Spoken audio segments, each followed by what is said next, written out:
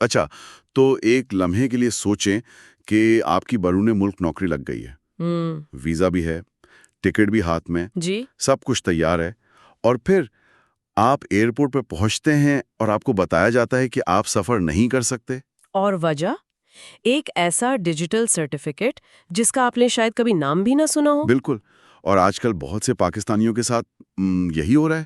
ہمارے سامنے او ای سی کا ایک نوٹس ہے، او ای سی یعنی اوورسیز امپلائمنٹ کارپوریشن، جی، اور یہ ایک لازمی سافٹ سکلز سرٹیفیکیشن کے بارے میں ہے۔ تو آج ہم اسی پر بات کریں گے، بھائی یہ ہے کیا؟ اور اس کی اتنی اہمیت کیوں ہے؟ ہاں، اور کیوں ایک اچھا بھلا اقدام لوگوں کے لیے ایک سردرد بن گیا ہے۔ اور دیکھیے، یہ کوئی عام کاغذی کارروائی نہیں ہے، یہ ایک طرح کا ڈیجیٹل گیٹ ہے جسے کھولے بغیر اب امیگریشن سے گزرنا ناممکن ہو گیا ہے۔ یہاں سے معاملہ واقعی دلچسپ ہوتا ہے۔ نوٹس میں صاف لکھا ہے کہ ایف آئی اے یعنی فیڈرل انویسٹیگیشن ایجنسی سے کلیئرنس کے لیے یہ سرٹیفکیٹ لازمی ہے۔ لازمی ہے مطلب اگر یہ نہیں ہے تو آپ کو عین وقت پر فلائٹ سے آف لوڈ کیا جا سکتا ہے۔ تصور کریں آپ کا سامان چیک ان ہو چکا ہو اور آپ وہیں کھڑے رہ جائیں۔ ایسا کیوں ہو رہا ہے؟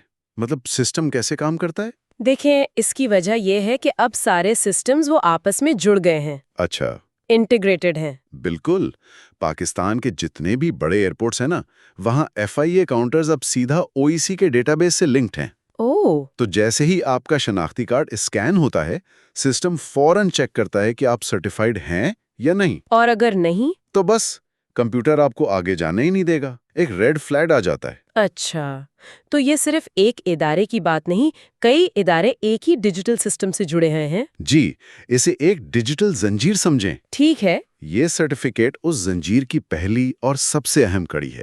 اس کے بعد دوسری کڑی آتی ہے پروٹیکٹر سٹیمپ کی، جو بیورو آف امیگریشن لگاتا ہے۔ صحیح، وہ یہ سٹیمپ تب تک نہیں لگائیں گے جب تک آپ انہیں کیو آر کوڈ والا سافٹ اسکل سرٹیفکیٹ نہ دکھائیں۔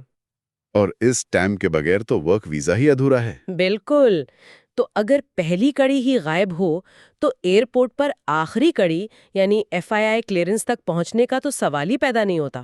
اچھا، سرکاری طور پر تو اس ساری محنت کا مقصد مسافروں کی حفاظت بتایا جا رہا ہے نا؟ جی، نظریہ تو یہی ہے۔ نوٹس کہتا ہے کہ اس ٹریننگ میں لوگوں کو بیرون ملک ان کے حقوق، وہاں کے لیبر قوانین اور مسائل سے نپٹنے کے طریقے سکھائے جاتے ہیں، تاکہ ان کا استحصال نہ ہو۔ لیکن کیا واقعی چند گھنٹوں کی آن لائن ویڈیو دیکھ کر کوئی اپنے حقوق جان سکتا ہے؟ یہ صرف ایک کھانا پوری نہیں لگتی۔ دیکھیں، نظریہ تو بہت اچھا ہے کہ لوگوں کو بااختیار بنایا جائے، لیکن جب عمل درآمد کی بات آتی ہے نا، تو تصویر بالکل مختلف نظر آتی ہے۔ تو حقیقت میں لوگوں کو کیا مشکلات پیش آ رہی ہیں؟ بہت زیادہ۔ نوٹس میں بھی اس کا ذکر ہے کہ سرکاری او ای سی پورٹل تکنیکی مسائل سے بھرا پڑا ہے، جیسے کہ سے ہیں جو ٹیکنالوجی سے زیادہ واقف نہیں ہیں، ان کے لیے تو یہ پورٹل استعمال کرنا تقریباً ناممکن ہے۔ یہ تو بڑی دلچسپ بات ہے کہ ایک طرف نظام ڈیجیٹل ہو رہا ہے، لیکن دوسری طرف اگر وہ اتنا پیچیدہ ہے کہ عام آدمی اسے استعمال ہی نہ کر سکے، تو پھر تو کیا ہم انجانے میں ایک نئی انڈسٹری نہیں بنا رہے ہیں؟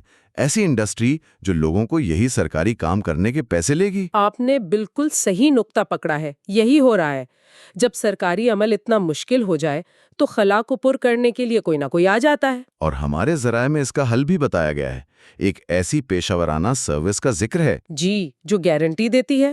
ہاں، کہ وہ آپ کی رجسٹریشن سے لے کر ٹریننگ اور کوئز پاس کروانے تک سب کچھ سنبھال لے گی۔ ظاہر ہے اس کام کے وہ پیسے لیتے ہیں۔ تو آپ کو فوری طور پر سرٹیفکیٹ مل جاتا ہے۔ تو خلاصہ یہ ہے کہ یہ سرٹیفکیٹ اب بیرون ملک کام کے لیے جانے والوں کے سفر کا ایک لازمی ناقابل فراموش حصہ ہے۔ ایک ڈیجیٹل چابی ہے۔ بالکل، ایک ڈیجیٹل چابی جس کے بغیر آپ ایئرپورٹ کے دروازے سے آگے نہیں بڑھ سکتے۔ لیکن اس چابی کو حاصل کرنے کا راستہ اتنا مشکل بنا دیا گیا ہے کہ لوگ اسے خود بنانے کے بجائے دوسروں سے خریدنے پر مجبور ہو رہے ہیں۔ صحیح۔